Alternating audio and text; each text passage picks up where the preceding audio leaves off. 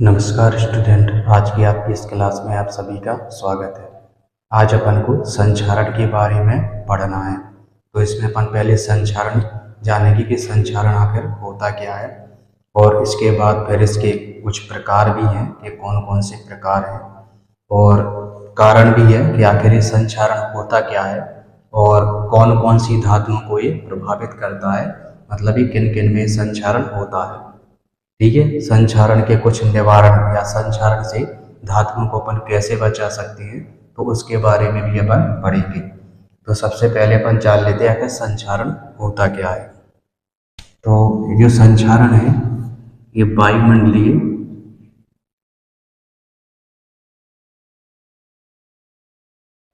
संचारण है। ये क्या होता है, ये वायुमंडल में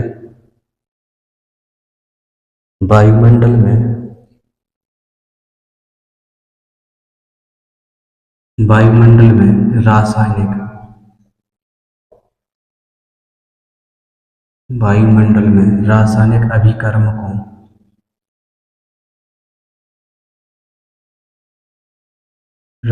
अभिकर्मकों के द्वारा वायुमंडल में रासायनिक अभिकर्मकों के द्वारा धातुओं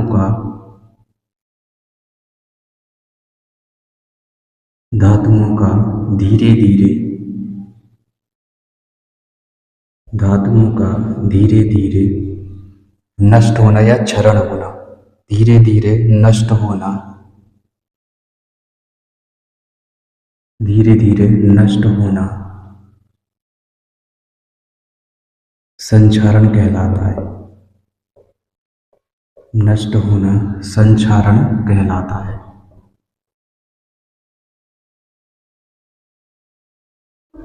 धीरे धीरे नष्ट होना संचारण कहलाता है, या धातुओं का संचारण कहते हैं। और धातुओं पर जो परत जमती है, ठीक है ना, तो उसको अपन क्या बोलते हैं, जंग कहते हैं। और वो कैसे लगेगी वो अपन देखेंगे इसमें, कि जो जंग है वो धातुओं पर कैसे लगती है। ठीक है, तो इसका और इसके अलावा कुछ उत्कृष्ट धातुएं होती हैं, जैसे कि सोना है, चांदी है, प्लेटिनम है। तो ये धातुएं क्या उत्कृष्ट धातुएं होती हैं, क्योंकि इन पे क्या है कि जंग नहीं लगती, और ये प्रकृति में क्या मुक्त अवस्था में भी अपन को मिल जाती है। मुक्त अवस्था का मतलब डायरेक्टली धातुओं के रूप में ये मिल जाती हैं। बाकी लेकिन जो धातुएं होती हैं वो अपन को अयस्क के रूप में, यानी कि एक मिक्सचर के रूप में वो अपन को मिलती हैं। और उनको फिर क्या है, कुछ टेक्निकल चीज़ें होती है, उसके द्वारा फिर उसको क्या है, धातुओं को अलग किया जाता है। जैसे कि लोहा है, ठीक है ना, तो लोहे का क्या है, अयस्क है ना। एल्यूमिनियम है, ये अयस्क के रूप में, मतलब मिक्सचर के रूप में मिलेगी। फिर इनको क्या है, परस्करण विधि द्वारा इनको क्या है, अलग किया जाता है। ठीक है, तो वायुमंडल में जो रासायनिक अभिकर्मक होते हैं, ठीक है, उनके द्वारा जो धातुएं होती हैं वो धीरे धीरे नष्ट होने लगती है। इसको अपन संचारण कहते हैं। अब इसका कारण क्या होता है, ठीक है, तो संचारण का कारण,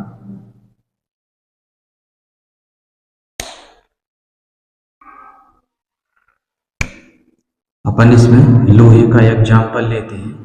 ठीक है, उदाहरण में क्या है, अपन लोहे का एग्जाम्पल लेते हैं, और इसी से अपन को कारण पता चलेगा कि इसमें जंग क्यों लगती है। तो जब लोहे को जब लोहे को वायुमंडल में जब लोहे को वायुमंडल में खुला छोड़ देते हैं खुला छोड़ देते हैं वायुमंडल में क्या है, उसको खुला छोड़ देते हैं, तो जल वायु ऑक्सीजन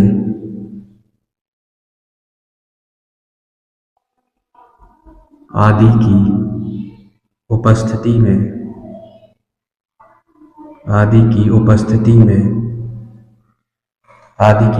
में उस पर एक परत जमा हो जाती है। एक परत जमा हो जाती है, एक परत जमा हो जाती है जिसे जंग कहते हैं, जिसे जंग कहते हैं। इसे क्या कहते हैं? जंग कहते हैं। ठीक है, एक पतली भूरे कलर की एक परत जमा हो जाती है लोहे पे और उसको अपन जंग कहते हैं। और उसी जंग के कारण है ना वो क्या होता है? आयरन ऑक्साइड होता है और उसी के कारण ही क्या है जो धातु है मतलब लोहा है धीरे धीरे करके क्या है नष्ट होता रहता है। धीरे धीरे क्या है वो नष्ट होता रहता है। और रासायनिक रूप से ये जंग है ये होता है Fe2O3 इंटू XH2। जो जंग है ये क्या होता है? ये होता है Fe2O3 इंटू XH2। ये क्या होता है? ये जंग का सूत्र होता है, यानी कि आयरन ऑक्साइड होता है। Fe2O3 इंटू XH2 है। ये क्या होता है? ये जंग यानी कि आयरन ऑक्साइड होता है, वो लाल भूरे कलर का होता है। ठीक है ना, इसलिए जो लोहा है जंग लगने पर लाल या भूरे कलर का ये हो जाता है। वहीं पे प्रकृति में कुछ ऐसी धातु जैसे हमने बता दी है ना, उनमें क्या है जंग ना के बराबर या जंग नहीं लगती है, लेकिन किसी विशेष कारण से क्या है उनकी भी जो ऊपर की जो चमक है ना वो क्या है मलिन होने लगती है, लेकिन इतनी ज़्यादा मतलब मलिन नहीं होती जैसे लोहा हो जाता है। ठीक है, तो उनको अपन उत्कृष्ट धातुएं बोलते हैं। और ये प्रकृति में मुक्त अवस्था में होती है, जैसे सिल्वर है ना, और सोना है और प्लेटिनम है, ये उत्कृष्ट धातुएं होती हैं। अब इनका अपन वर्गीकरण पढ़ेंगे, यानी कि जो जंग है या जो संक्षारण है वो कितने प्रकार से हो सकता है। ठीक है, तो इसका वर्गीकरण देखेंगे अपन।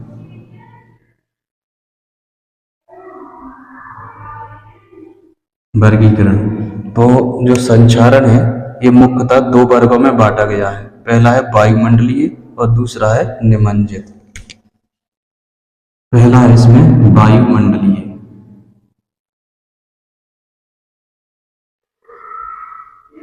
वायुमंडलीय संक्षारण, और दूसरा है निमज्जित संक्षारण। निमज्जित संक्षारण, दूसरा है निमज्जित संक्षारण। अब निमज्जित संक्षारण भी कई प्रकार का होता है। ठीक है, तो पहले अपन वायुमंडलीय संक्षारण समझ लेते हैं कि वायुमंडलीय संक्षारण होता क्या है। तो जो वायुमंडलीय संक्षारण है आपका, ठीक है, तो ये वायुमंडल में उपस्थित जो भी चीजें होती हैं उसके द्वारा ही होता है। मतलब कि जब धातुओं को अपन वायुमंडल में ऐसे खुला छोड़ देते हैं, ठीक है, तो जल वायु है ना, और इसके अलावा जो कुछ ऑर्गेनिक कंपाउंड यानी कि कार्ब यानी कि रासायनिक कंपाउंड केमिकल कंपाउंड होते हैं, है ना, तो उसके कारण क्या है उनकी परत क्या है, उसकी परत या मान के चलो ऊपर है ना कुछ अन्य परतें उसमें जमा होने लगती हैं। ठीक है ना, तो उसको क्या है अपन जंग कहते हैं।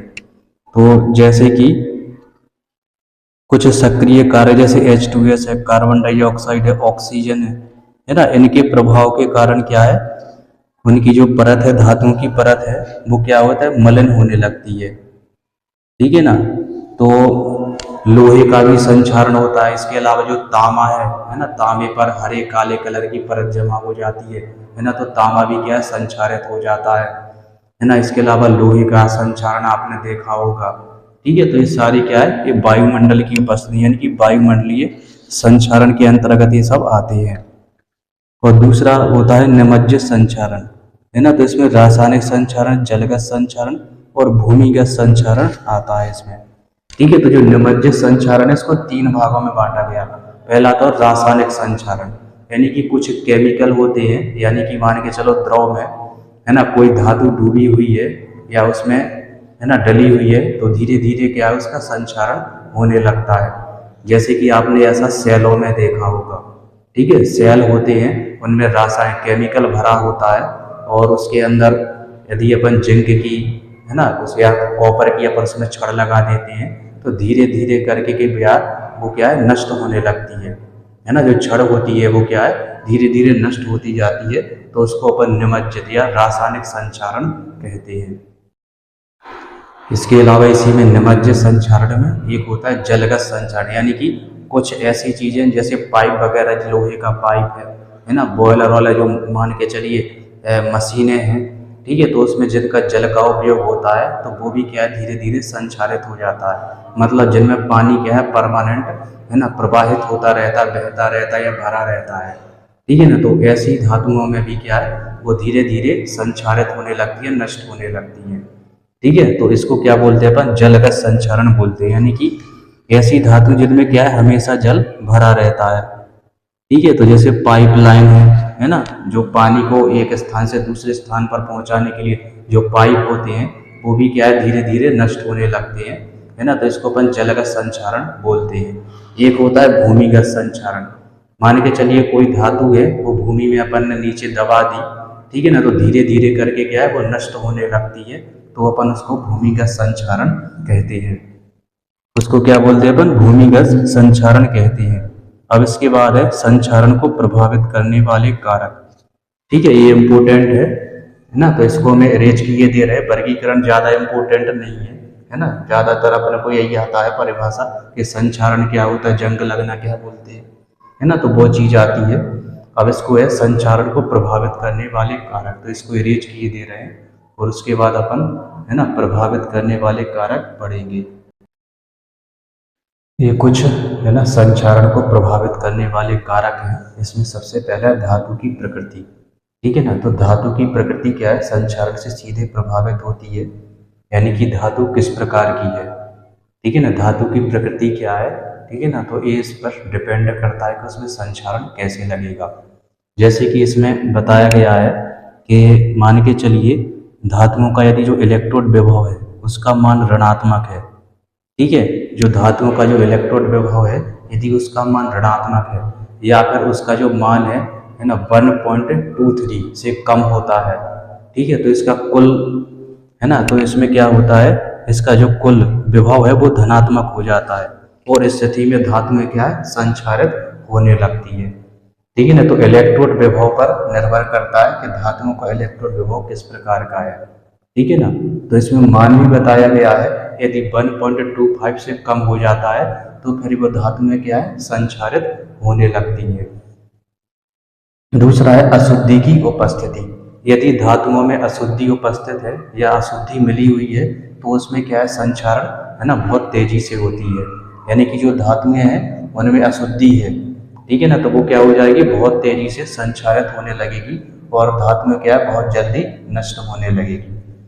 इसके बाद है धातु की अवस्था या आकार, अगर धातु में क्या है प्लेन है समतल है, ठीक है ना, तो उसमें जंग क्या है बहुत कम लगती है, यानी कि यदि धातु में क्या है समतल है, जैसे कि बोर्ड है मान के चलो ये है ना किसी धातु का बना हुआ है लोहे का, तो इसमें क्या है कि जंग कम लगेगी। लेकिन मान के चलिए यदि कोई धातु मुड़ी हुई है, पाइप है ना, घुमावदार है, तो उसमें जंग क्या है बहुत तेजी से लगती है, ठीक है ना। तो समतल सतह पर जो है ना जंग है या जो संचारण है उसका बहुत कम है ना कम धीरे धीरे होता है। लेकिन यदि वो मुड़ी हुई है ना उसकी संरचना कुछ जटिल है ना, तो उसमें क्या है जंग या जो धातु का संचारण बहुत तेजी से होता है। इसके बाद है धातु ऑक्साइड, कुछ धातुएं क्या है ऑक्सीजन से क्रिया करके धातु ऑक्साइड बना लेती है।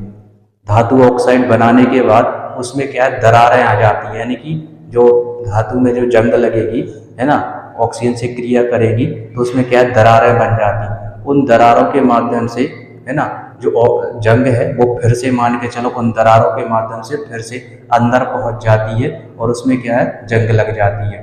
लेकिन अगर मान के चलिए उसमें दरारें ना बने, जैसे कि एल्यूमिनियम होता है, ठीक है ना, तो एल्यूमिनियम भी क्या है ऑक्सीजन से क्रिया करके एल्यूमिनियम ऑक्साइड बनाता है Al2O3, ठीक है। तो शायद आप लोगों ने पढ़ा हो जो एल्यूमिनियम है ना, तो इसमें भी क्या है संचारण होता है और इसमें एक परत जमा हो जाती है, ठीक है। तो एल्यूमिनियम में जैसे वो परत जमा हो जाएगी है ना, तो वो क्या है एक मतलब सुरक्षा कवच का कार्य करती है, जबकि लोहे में ऐसा नहीं होता है। लोहा क्या है ऑक्सीजन से क्रिया करके, ठीक है, आयरन ऑक्साइड बना लेता है, लेकिन उसमें क्या है दरारें आ जाती हैं, बीच में दरारें आ जाती हैं, जिससे क्या है कि जो दरारों के माध्यम से जो धातु है लोहा है उसका वायुमंडल से संपर्क बना रहता है, जिससे क्या है और उसमें और ज़्यादा जंग लगती रहती है।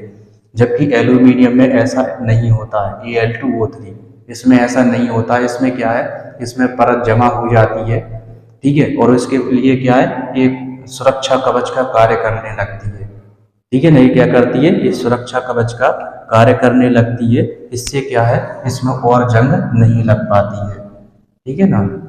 तो एल्यूमिनियम में आपने देखा हो वो भी संक्षारक है ना, एल्यूमिनियम ठंडे पानी से क्रिया नहीं करता, लेकिन क्या है कि जब गर्म पानी उसमें डालते हैं तो वो क्रिया कर लेता है और उसके ऊपर एक परत जमा हो जाती है, ठीक है ना। देखना आप एल्यूमिनियम थोड़ा मलिन हो जाता है तो उसमें वो परत जमा हो जाती है और वही उसका क्या है, सुरक्षा कवच का कार्य करती है, जिससे एल्यूमिनियम का और संचारण नहीं हो पाता है। इसके बाद है वायुमंडल की प्रकृति, ठीक है। तो वायुमंडल कैसा है, वायुमंडल में यदि गैसें ज़्यादा है, कार्बन डाइऑक्साइड ज़्यादा है, ठीक है ना, नमी की मात्रा ज़्यादा है, तो उस कंडीशन में क्या होता है कि जंग बहुत तेजी से लगती है। लेकिन वहीं पे आपने देखा हुआ है वायुमंडल शुष्क है ना, गैसों की मतलब उपलब्धता उतनी ज़्यादा नहीं है ना, गर्मी ज़्यादा है ना, बारिश कम है, पानी की मात्रा कम है, तो उस कंडीशन में क्या है, जंग कम मात्रा में लगती है। लेकिन वहीं पर आप देखना कि जब बारिश का समय आता है ना, तो उस समय पे क्या है, जंग लोहे में ज़्यादा लगती है, ठीक है ना। इसके बाद है CO2 की उपस्थिति। यदि पानी में है ना CO2 घुली हुई है तो जंग क्या है, बहुत तेजी से लगती है, ठीक है ना। यदि पानी में क्या है, CO2 की मात्रा ज़्यादा है तो उस कंडीशन में जंग की मात्रा भी क्या है, ज़्यादा हो जाती है, ठीक है। तो इस तरीके से ये कुछ संचारण को प्रभावित करने वाले कारक हैं। इसके बाद है संचारण के सिद्धांत। तो दो प्रकार के सिद्धांत दिए गए, दो अपन को पढ़ना है। एक तो है ऑक्सीजन फिल्म सिद्धांत और दूसरा है विद्युत रासायनिक सिद्धांत, ठीक है।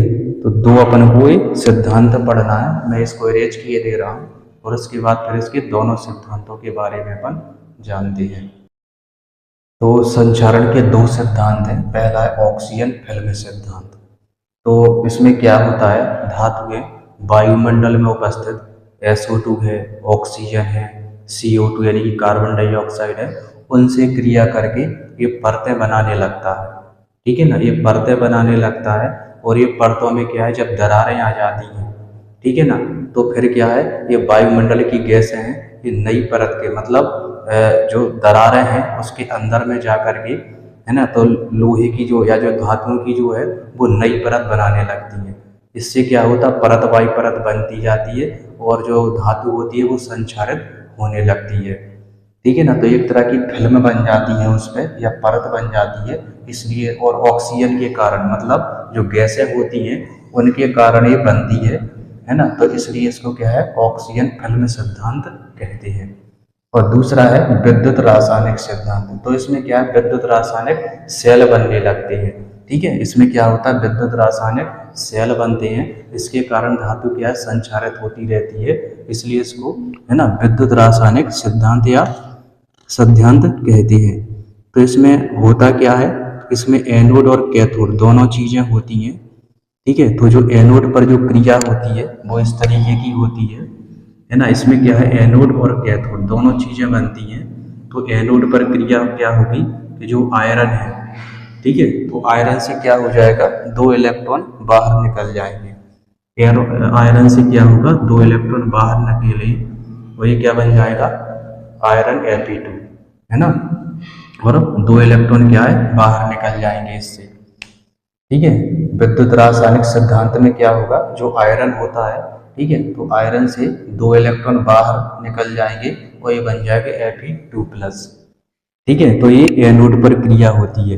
कैथोड पर क्या होगा, है ना, तो कैथोड पर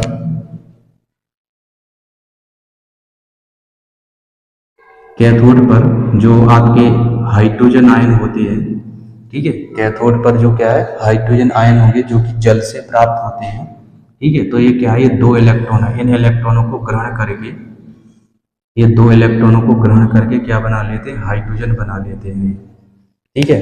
जो H+ है ये अपन को क्या, पानी यानी कि जो नमी होती है उससे अपन को ही मिल जाएंगे, ठीक है। तो ये 2H+ क्या है, ये दो इलेक्ट्रॉन, जे वाले दो इलेक्ट्रॉन ले करके हाइड्रोजन गैस बना लेते हैं। क्या बना लेंगे, हाइड्रोजन गैस बना लेंगे। अब क्या होगा, अब इसमें क्या है, ऑक्सीजन, पानी और 2 इलेक्ट्रॉन,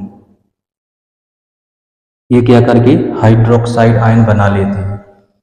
अब आगे क्या होगा, इसमें जो आगे की क्रिया है,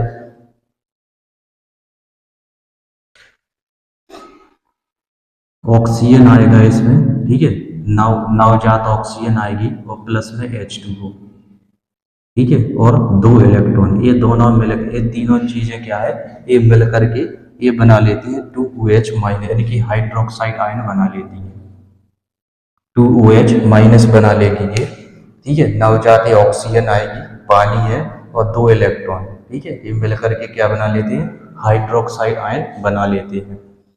अब इसके बाद क्या होगा इसमें, इसके बाद ये जो हाइड्रोक्साइड आयन है और Fe2+ आयन से क्रिया करके FeOH का होल्टवाइज बना लेते हैं। अब क्या होगा, ए है ना, ये OH माइनस है और ये Fe है ना 2+, ये दोनों आपस में क्रिया करेंगे, ठीक है, ये दोनों आपस में क्रिया करेंगे और इस तरीके से बनाएंगे Fe2+ और प्लस में क्या बना ये 2OH माइनस, 2OH माइनस, ये आपस में क्रिया करके ये बना लेंगे FeOH का होल्टवाइज बना लेते हैं, ठीक है, ये दोनों क्या करेंगे, FeOH का होल्टवाइज बना लेंगे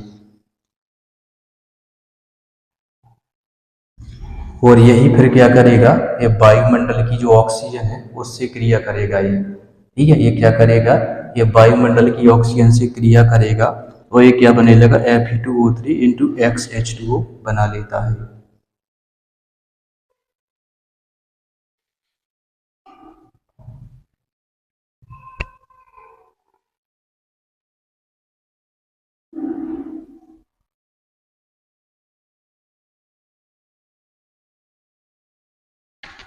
अब ये क्या करेगा, ये वायुमंडल की ऑक्सीजन से क्रिया करेगा, FeOH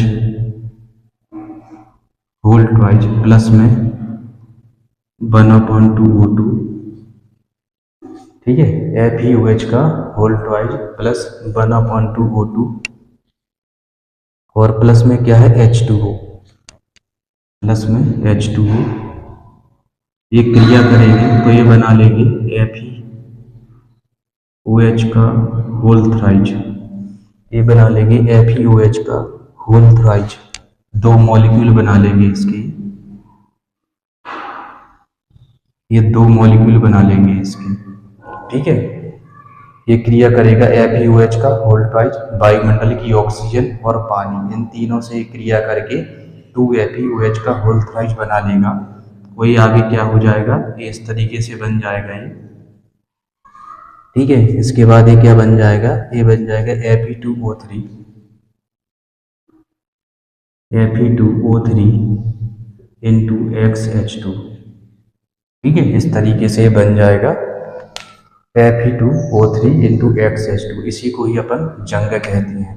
क्या है इसका नाम, इसको अपन जंग कहते हैं, ठीक है। तो ये एक तरह से इसमें विद्युत रासायनिक सेल बन जाते हैं और उसके द्वारा धातु क्या है, पूरी तरीके से संचारित होने लगती है, तो इसलिए इसको विद्युत रासायनिक सिद्धांत कहते हैं अपन, इसलिए इसको क्या बोलते हैं, विद्युत रासायनिक सिद्धांत कहते हैं।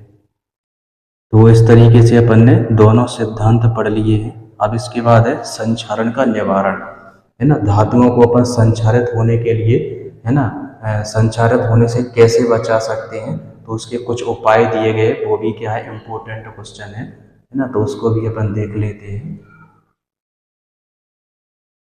ये संक्षारण को रोकने के कुछ उपाय दिए गए यहाँ पे कि धातुओं का संक्षारण ना हो, उसके लिए अपन क्या क्या कर सकते हैं, तो ये कुछ उपाय है। पहला, शुद्ध धातु का उपयोग, तो अधिकांशतः अपन को क्या है, शुद्ध धातु का उपयोग करना चाहिए, कहने का मतलब है उसमें अशुद्धि नहीं होनी चाहिए, ठीक है, यदि अशुद्धि नहीं है, ठीक है, तो उसमें क्या है, जल्दी जंग नहीं लगेगी, ठीक है ना, तो अपन शुद्ध धातु का उपयोग करके, है ना, जंग से सुरक्षा कर सकते हैं धातु की। अगला है मिश्र धातु बनाकर, ठीक है, तो अपन मिश्र धातु को बना करके भी जंग से अपन, है ना, सुरक्षा पा सकते हैं। इसका सबसे अच्छा उदाहरण स्टेनलेस स्टील, स्टेनलेस स्टील। ठीक है, तो मिश्र धातु बनाकर भी अपन धातुओं की जंग से सुरक्षा कर सकते हैं या धातुओं की, है ना, संक्षारण होने से बचा सकते हैं, है ना। तो इसका सबसे अच्छा उदाहरण है स्टेनलेस स्टील। ठीक है, तो स्टेनलेस स्टील क्या है, एक मिश्र धातु होती है और जिसमें क्या है ना, कई वर्षों तक उसमें जंग नहीं लगती, ना ही वो खराब होती है। यदि उसमें उचित मात्रा में, जितने उसमें कंपोनेंट चाहिए हैं उतनी उचित मात्रा में यदि अपन, है ना, उसमें डालेंगे तो क्या है, उसमें जंग नहीं रहेगी। लेकिन यदि लो क्वालिटी की स्टील है तो उसमें क्या है, जंग लग जाती है। लेकिन अधिकांशतः आज, है ना, हाई क्वालिटी की स्टील भी आने लगी है जिसमें क्या है, कई वर्षों तक जंग नहीं लगती और ना ही उसकी चमक खराब होती है। तीसरा है पेंट करके, है ना। तो जैसे लोहे के गेट वगैरह है, खिड़की वगैरह, यदि अपन उसको लगा रहे हैं मकानों में तो उस पर आप पेंट यानी कि वार्निश कर दें। इससे क्या है कि उसमें जंग नहीं लगेगी। यदि वो वार्निश जैसी जैसी समय के साथ वो, है ना, कम होने लगता है या मान चलो, है ना, हटने लगता है तो उसी, है ना, गेटों पर या लोहे की ऊपर, है ना, गेट है और खिड़की दरवाजे हैं तो उन पे अपन फिर से पेंट कर सकते हैं। इससे क्या है, उसकी संक्षारण से सुरक्षा हो जाती है। इसके अलावा तेल या ग्रीस लगाकर, तो इसमें क्या करेंगे, जो मशीनों के जो कलपुर्जे हैं जो कि क्या है, लोहे के बने होते हैं, है ना, तो उसमें, है ना, अपन को क्या है, समय के साथ उसमें तेल और ग्रीस लगा देना चाहिए ताकि वो क्या है, सुरक्षित बने रहे और उनका संक्षारण ना होने पाए। तो समय समय पर उन पर तेल और ग्रीस अपन को लगाना चाहिए। इससे ये भी होगा कि जो मशीनें हैं वो ठीक तरीके से कार्य करने लगेगी, उनके बीच घर्षण कम होगा, है ना, तो उसमें क्या है, ऊष्मा भी कम उत्पन्न होगी। इसकी उनकी जो कार्य क्षमता है वो भी क्या है, उसमें बनी रहती है। इसके बाद है गैल्वेनीकरण। तो गैल्वेनीकरण में अपन क्या होता है कि धातुओं पर जिंक की परत चढ़ा देते हैं। ठीक है, गैल्वेनीकरण पे क्या है, क्या करते हैं अपन, इसमें जिंक की अपन उसमें परत चढ़ा देते हैं। जिंक क्या होता है, कम क्रियाशील होता है।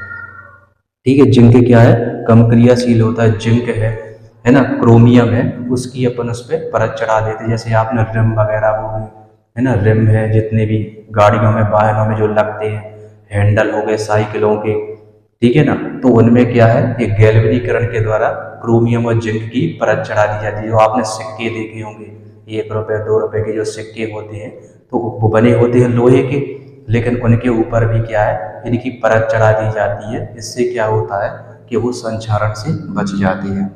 ठीक है, तो धातुओं पर जिंक की परत चढ़ाना यह गैल्वेनीकरण कहलाता है। इसको यसद लेपन भी बोलते हैं। ठीक है, हिंदी में यसद लेपन और इंग्लिश में इसको गैल्वेनीकरण या फिर गैल्वेनाइजेशन कहते हैं। ठीक है, तो इस संक्षारण से, है ना, निवारण के कुछ उपाय थे। इससे क्या है, अपन धातुओं को संक्षारित होने से बचा सकते हैं। ठीक है, तो इसके बाद ये अपना जो टॉपिक है ये खत्म होता है और इस टॉपिक के साथ ही आपका ये चैप्टर भी, है ना, खत्म होता है। इसमें सिर्फ एक रह गया है, ईंधन सेल। ठीक है, इसमें ईंधन सेल रह गया है, तो ईंधन सेल को अपन अगली क्लास में, है ना, देख लेंगे। तो ये वाला चैप्टर भी अपना समाप्ति की ओर है लगभग, है ना, केवल एक ही टॉपिक बचा है इसमें, ईंधन सेल, है ना, तो इसको अपन अगली क्लास में पढ़ेंगे। और इसके बाद फिर अपन को जो अगला चैप्टर है वो अपन को करना है इसमें। इसके बाद आपका अगला चैप्टर आएगा इसमें, रासायनिक बलगत की। ठीक है, केमिकल काइनेटिक्स। इस चैप्टर को अपन, है ना, कुछ समय बाद शुरू करेंगे। ठीक है, तो इस चैप्टर में केवल अपना एक ही टॉपिक बचा, ईंधन सेल को, तो उसको अपन अगली क्लास में कवर कर लेंगे। और उसके बाद एक नया चैप्टर अपन शुरू करेंगे जिसका नाम है केमिकल काइनेटिक्स यानी कि रासायनिक बलगत की। तो आज की क्लास में बस इतना ही। आप इसी प्रकार से हंसते रहिए, खेलते रहिए, मुस्कुराते रहिए, पढ़ते रहिए। वीडियो अच्छा लगे तो अपने दोस्तों के साथ जरूर शेयर कीजिए। नमस्कार।